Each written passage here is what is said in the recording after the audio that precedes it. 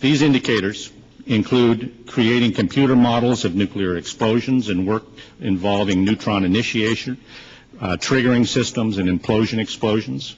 The IAEA also states that it has acquired documentation suggesting that Iran has been provided, presumably through the AQCON network, with nuclear explosive design information, and that it has worked on experiments with conventional explosives to compress metal into a mass suitable to initiate a chain reaction.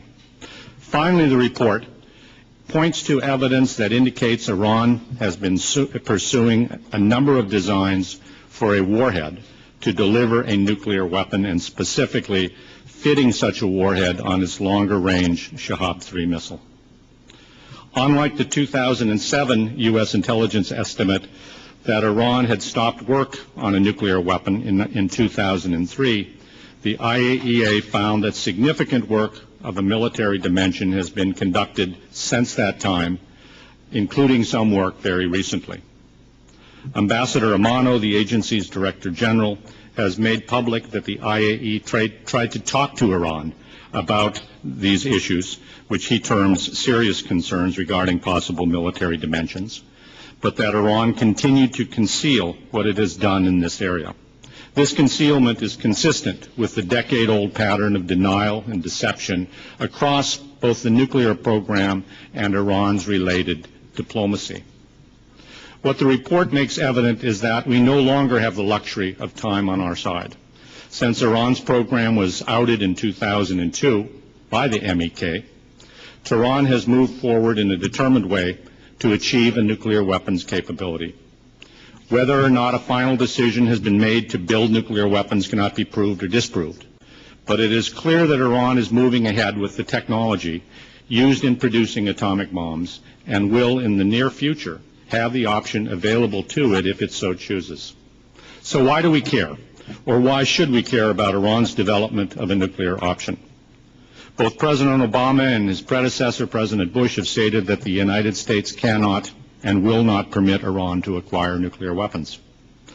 A nuclear-armed Iran would be a direct threat to U.S. forces and allies in the Gulf, as well as to the greater Middle East, to Europe, and eventually to the United States itself. The likelihood of Iran using military and other means of force would, I believe, increase if Tehran believed its nuclear capability protected it from retaliation. At a minimum, Iran would seek to use its possession of nuclear weapons as a powerful tool of intimidation and blackmail. A nuclear-armed Iran is at the nexus of weapons of mass destruction and terrorism, pursuing nuclear weapons and actively supporting terrorism. If Iran has nuclear weapons and fissile material, the likelihood of their transfer to third parties would increase either by design or by diversion. And finally, a nuclear-armed Iran would feel even more secure from foreign outside interference and more confident that it could act without concern of repercussions to repress its own people, those who are in fact the greatest threat to the regime's survival.